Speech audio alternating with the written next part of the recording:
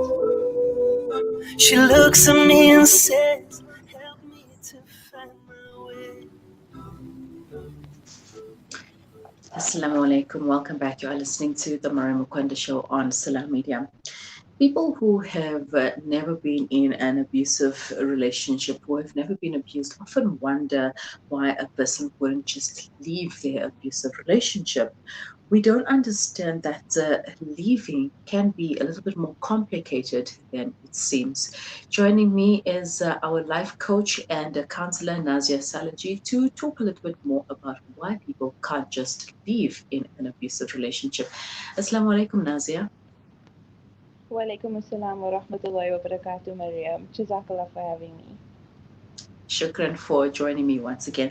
All right, so what makes leaving an abusive partner much more complicated than what we see?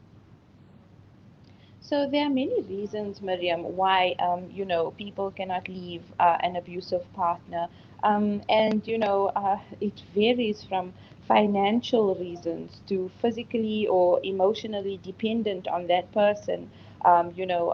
Fear, absolute fear of this person. They've been threatened and pushed into a corner. So there's various factors, and it's more, it's more complex. And people just say, I don't know why you just don't leave. But they refuse, to see, or they fail to see the psychological, hold that is placed on these people who are in these relationships.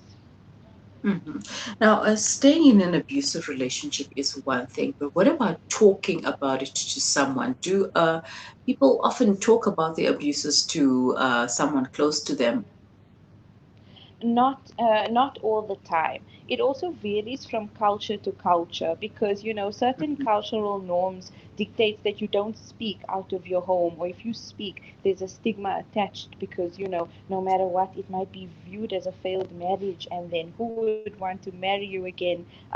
So people don't often speak for various reasons. And it also needs to be considered that it varies from culture to culture, and it's also fear for stigma. Nobody wants to have the stigma attached to them, and those are some of the things that we have to unpack when we counsel, or when we, advise people who are in abusive relationships, that stigma is no reason to stay and harm yourself. A stigma is something that is made up, in your head, and it's peer pressure from people who really don't understand the complexity of life and death if you don't get out of this relationship. Mhm.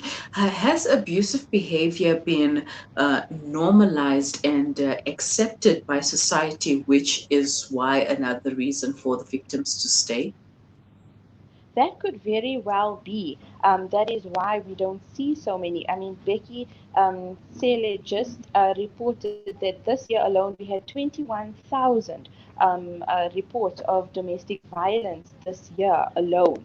21,000 is a staggering number, for us to comprehend. And you have to ask yourself, is it normalized? Is it normalized for us to say, don't, that is your husband, don't report him, or that is your boyfriend, he feeds your children.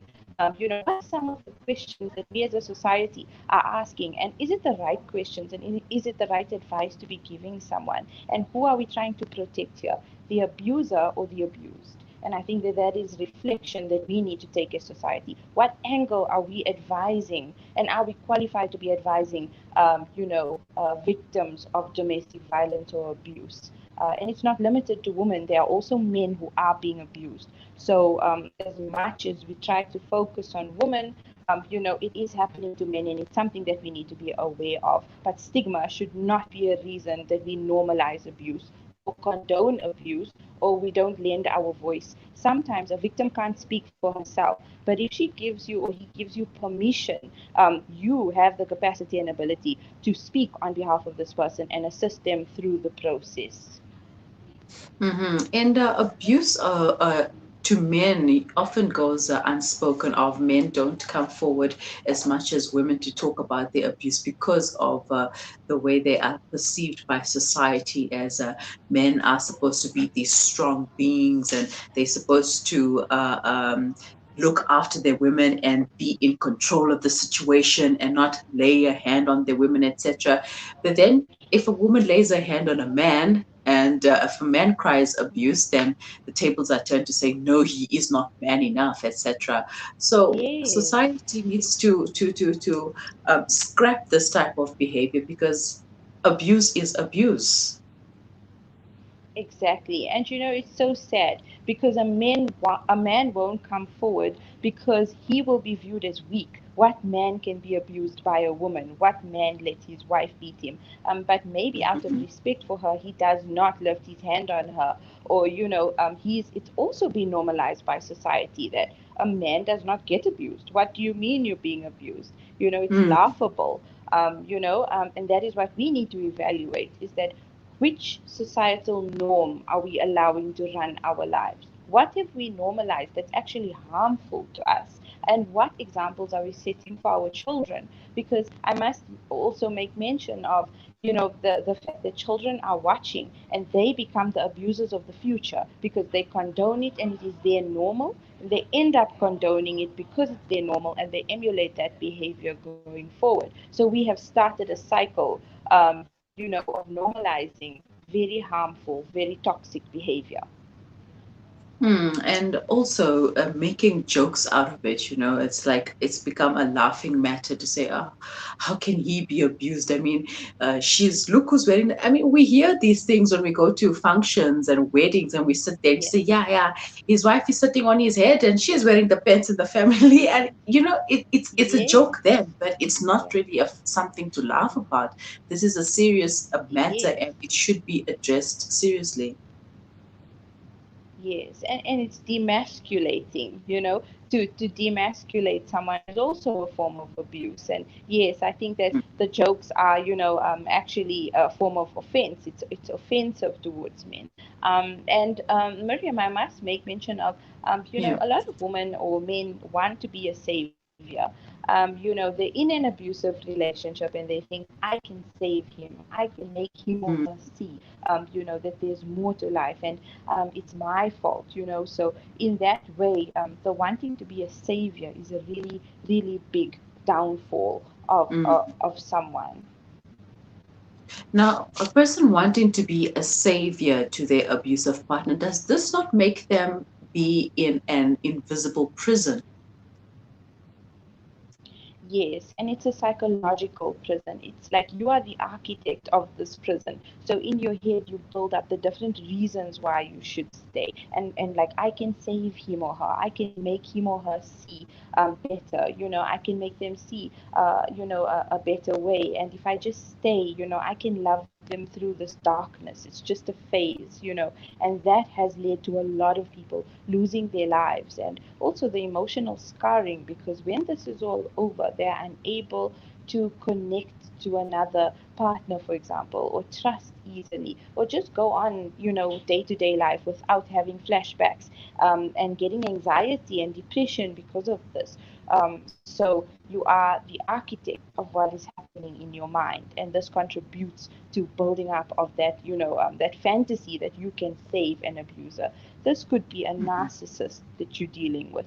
This could be someone who has intense psychological disorders and it's gone undiagnosed and untreated. And if it's undiagnosed and untreated, it will only worsen over time.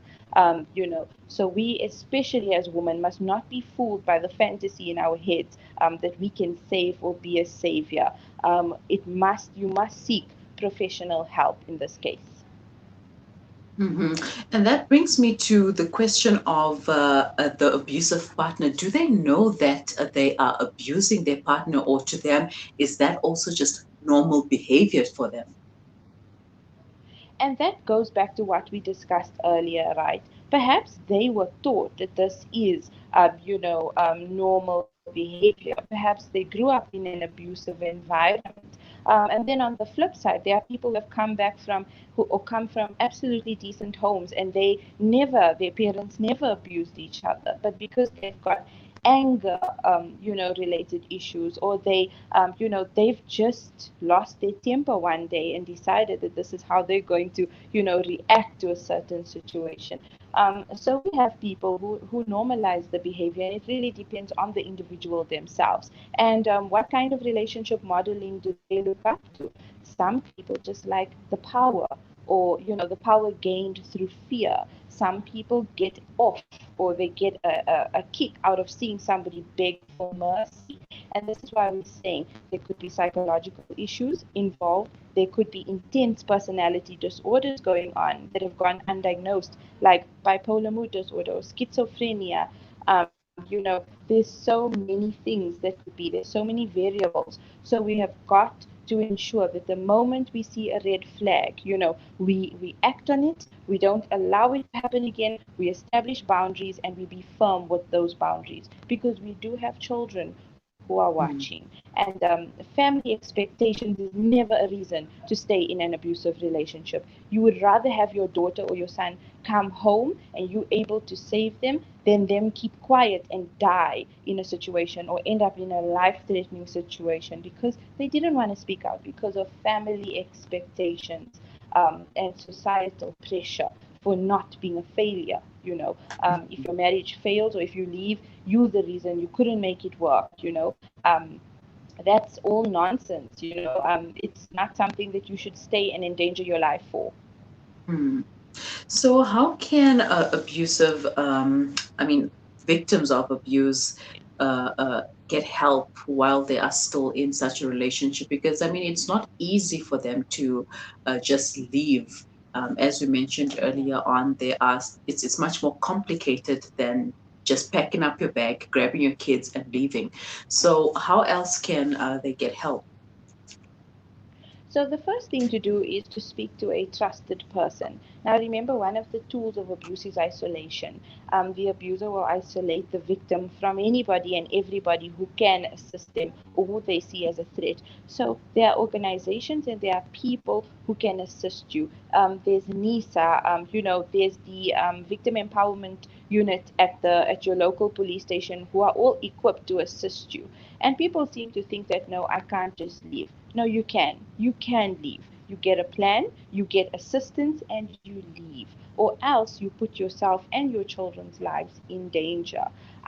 Also, psychologically, you need to start to make yourself strong. Because a lot of women say, yes, I'm going to leave, and then at the last minute, they end up staying. So you need to weigh it out, seek professional help, and we will give you the guidelines on how and who to contact and facilitate the process with you. It is not, that you've got to do it all alone.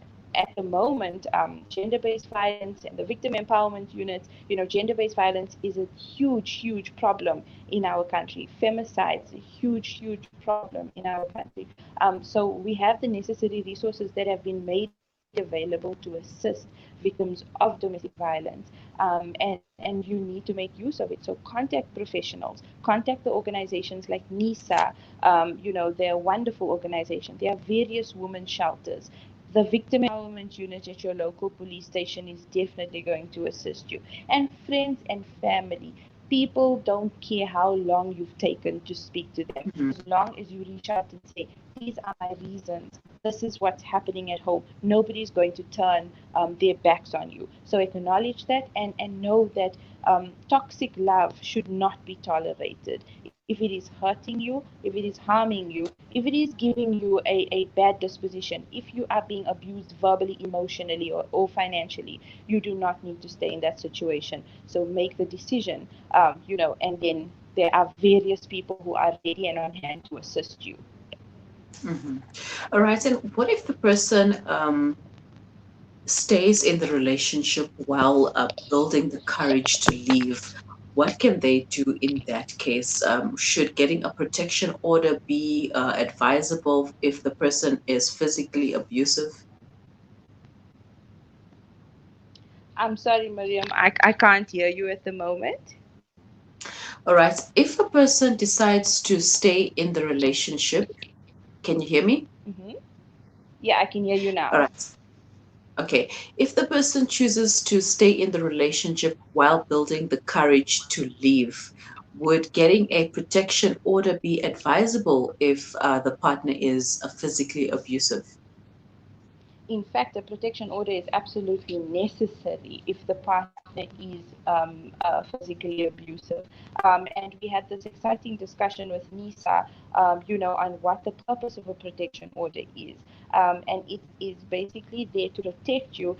It states that this person cannot come within so many meters of you. If they do, they can get arrested. If you fear for your life, then these are the things, and a protection order is one of the most absolute necessary things that you need for yourself and your children. So yes, a protection order is definitely advisable. Hmm. Although some women may seem like they cannot get a protection order because they are living in the same house with their partner, and it's basically it's already that those distance is already shrunk because the person is with them in their house and they have to share a bed or they have to share certain rooms. So how will the protection order work in such an instance? So when it comes to a protection order, it's best, and when it comes to abuse, it's best that you remove yourself from the presence of the person, because it's just not recommended that if someone is physically abusive, that you stay in the same environment as them. And that is when you contact one of the shelters, who will remove you from the situation, or you go and stay with family members. That is best prescribed, because the protection order, and if you take one out and you're staying with the person, it's bound to aggravate them further. The more you tell somebody no, the more they want to do what you said they shouldn't do. And there's no telling. They might not hurt you, but they could get someone else to hurt you. So it is best that if you are in an abusive environment, is to remove yourself from the environment completely and obtain the protection order so that the person is served with it and they know their boundaries. All right. And once more, please give us your contact details. I know I always ask you for it, and we always have different listeners and viewers anyway. Yes, yes. Okay, so my contact number is 082-779-5287. I'm available on WhatsApp, and you can call me as well. We are ever ready to assist you, and if we can't assist you, we will definitely refer you to the organization and relevant law enforcement officials that can assist you. All right. So, shukran so much for your time once again, Nazia. Afwan, Jazakallah Maryam, for having me. It's a pleasure. That was Nazia Salojee, a counselor and a life coach, talking about people who are in abusive relationships and why it's difficult for them to just leave. So, if you know someone who is in an abusive relationship and needs help, please do get the help for them if they cannot just leave. Contact Nazia on 082 779 5287. She'll be able to help you, and if she can't, she'll point you in the direction of people who may be able to assist you. But just don't let it be that way. The person might not be able to talk about the abuse, but if you see it, if you recognize that they are being abused by their partner, whether it's a man or a woman, do help them out. They might not talk about it because of the fear of talking to people. Remember that abusers isolate their victims from their families and friends so that they can be alone, and they won't have the support when they finally decide to inflict their abuse on them. So if you see the symptoms, if you recognize it, then get the help for your family or friend who is being abused. Once again, the number for Nazia is 082 779 5287 082 779 5287. That's Nazia Salojee, and she is a life coach as well as a counselor. You are listening to the Maryam Mkwanda Show on Salam Media. If you have any comments, questions, queries, or suggestions, please leave them in the comment section below or send them to us on WhatsApp. The number is 0617660355. Do stay with us. We will be right back.